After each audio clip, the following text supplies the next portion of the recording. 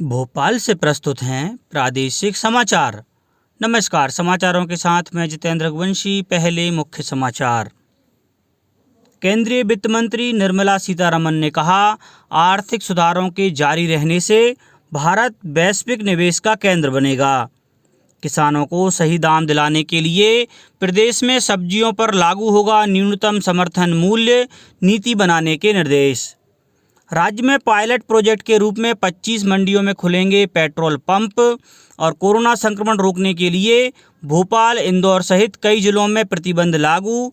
उज्जैन में मास्क न पहनने पर 250 से ज़्यादा लोगों को खुली जेल में भेजा गया। अब समाचार विस्तार से। केंद्रीय वित्त मंत्री निर्मला सीतारमण ने कहा है कि आर्थिक सुधारों की गति भारत को वैश्विक निवेश का केंद्र बनाएगी। एक सम्मेलन में वित्त मंत्री ने कहा कि प्रधानमंत्री नरेंद्र मोदी ने महामारी के इस समय में भी व्यापक सुधार करने का कोई अवसर नहीं गंवाया। उन्होंने कहा कि श्री मोदी ने ऐसे सुधार भी किए हैं जिनकी दशकों से प्रतीक्षा की जा रही थी। वित्त मंत्री ने कहा कि महामारी के दौरान भी सुधार गति जारी रहे, यह सुनिश्चित करने के लिए कई और कदम उठाए जा रहे हैं। निर्मला सीतारमण ने कहा कि वित्तीय क्षेत्र का व्यावसायिक विकास किया जा रहा है और सरकार विनिवेश के साथ इसे जारी रखेगी। कराधान प्रणाली में सुधारों पर वित्त मंत्री ने कहा कि प्रौद्योगिकी के उपयोग ने कर जमा करने की प्रक्रिया को आसान बनाया है। श्रीमती सीतारमण ने कहा कि कॉरपोरेट टैक्स में कमी करने से यह स्पष्ट हो जाता है कि हमारा इरादा बहुराष्ट्रीय और बड़ी या छोटी कंपनियों को तत्काल लाभ पहुंचाना है। राज्य सरकार ने सब्जियों के लिए न्यूनतम समर्थन मूल्य लागू करने के लिए नीति बनाने के निर्देश दिए हैं। कल मंत्रालय में उद्यानिकी विभाग की समीक्षा बैठक में मुख्यमंत्री शिवराज सिंह चौहान ने कहा कि सब्जियों के थोक व खुदरा मूल्य में ज़्यादा अंतर नहीं होना चाहिए। श्री चौहान ने कहा कि हमारा लक्ष्य है किसानों को उनकी सब्जियों आदि उपज का समुचित मूल्य दिलवाना। इसके लिए अन्य राज्यों की व्यवस्थाओं का अध्ययन कर सब्जियों के न्यूनतम समर्थन मूल्य निर्धारित किए जाने संबंधी रिपोर्ट तैयार कर 2 दिन में प्रस्तुत की जाए। गौरतलब है कि केरल में सब्जियों के न्यूनतम समर्थन मूल्य घोषित किए जाने की व्यवस्था है। केरल में इसके लिए किसानों का पंजीयन किया जा रहा है। कृषि मंत्री कमल पटेल ने बताया है कि प्रदेश की मंडियों को स्मार्ट बनाया जाएगा। इसके साथ ही ए श्रेणी की 25 मंडियों में पायलट प्रोजेक्ट के रूप में पेट्रोल पंप स्थापित किए जाएंगे। उन्होंने बताया कि मंडियों को स्मार्ट बनाने की दिशा में पेट्रोल पंप स्थापित किए जाएंगे। उन्होंने बताया कि इस संबंध में केंद्रीय पेट्रोलियम मंत्री धर्मेंद्र प्रधान ने सहमति प्रदान कर दी है। कृषि मंत्री पटेल ने कल शाम जारी अपने बयान में कहा है कि उन्होंने गत दिवस नई दिल्ली में केंद्रीय पेट्रोलियम मंत्री प्रधान से मुलाकात कर प्रदेश में मंडियों को उन्नत बनाने और किसानों को लाभान्वित करने की दिशा में प्रदेश सरकार द्वारा किए जा रहे कार्यों से अवगत कराया। उन्होंने बताया कि प्रदेश में 259 मंडियां संचालित की जा रही हैं। इनमें से 40 मंडियां ए श्रेणी की हैं। यदि मंडियों में पेट्रोल पंप भी स्थापित कर दिए जाएं तो मंडियों को स्मार्ट बनाने में यह कदम कारगर सिद्ध होगा। इससे किसान भी सीधे लाभान्वित होंगे। प्रदेश में बीते 5 दिनों से कोरोना के नए मरीजों की संख्या लगातार बढ़ रही है। यहां पिछले 24 घंटों में कोरोना के 1701 नए मामले सामने आए हैं, जबकि 10 लोगों की मौत हुई है। इसके बाद राज्य में संक्रमितों की कुल संख्या 1,94,745 और मृतकों की संख्या 3,172 हो गई है। स्वास्थ्य विभाग द्वारा कल देर शाम जारी कोरोना से संबंधित हेल्थ बुलेटिन में बताया गया है कि राज्य में अब तक 1,79,237 मरीज कोरोना को मात देकर अपने घर पहुंच चुके हैं। इनमें 1,120 मरीज कल स्वस्थ हुए हैं।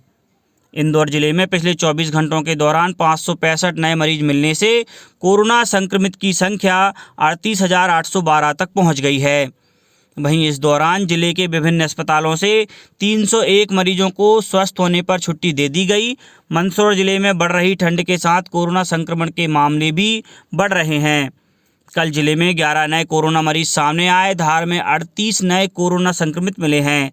पन्ना में कल एक कोरोना पॉजिटिव मरीज पाया गया। अब यह मरीजों की संख्या बढ़कर 859 हो गई है। मुरैना में 633 कोरोना जांच में 11 संक्रमितों का पता चला है। देवास में कल 28 नए मरीज मिले हैं। मुख्यमंत्री शिवराज सिंह चौहान ने कहा है कि कोरोना के संबंध में प्रदेश में सभी सावधानियां पूरी तरह बरती जाना चाहिए। साथ ही इस बात का पूरा ध्यान भी रखा जाना चाहिए कि अर्थव्यवस्था पर प्रतिकूल प्रभाव न पड़े। कल मंत्रालय में एक समीक्षा बैठक के दौरान श्री चौहान ने कहा कि हमें कोरोना संक्रमण को रोकना है, साथ ही अर्थव्यवस्था को गति प्रदान करना है। उन्होंने कहा कि कोरोना नियंत्रण के संबंध में शासन द्वारा प्रतिबंध लगाए जाने के स्थान पर जनता को आत्मानुशासन के लिए प्रेरित किया जाना चाहिए। उधर इंदौर जिले में कोरोना संक्रमण की बढ़ती रफ्तार को देखते हुए जिला प्रशासन ने कुछ प्रतिबंध लागू किए हैं। सिंगरौली में बिना मास्क लगाए घूमने वालों के खिलाफ 200 रुपये जुर्माना लगाया जाएगा। उज्जैन में नियमों का उल्लंघन करने पर 257 पर 25,700 रुपये का जुर्माना लगाया गया। वहीं 450 लोगों को खुली जेल भेजा गया। ग्वालियर में बढ़ते संक्रमण पर लगाम लगाने के लिए रोको टोको अभियान चलाया जा रहा है। रायसेन में जिला स्तरीय प्रबंधन समूह की बैठक आज आयोजित की गई है। शिवपुरी में मास्क न पहनने वालों के चालान काटे गए। उधर शहडोल में भी 200 रुपये का जुर्माना और 1 घंटे की जनसेवा कराई गई।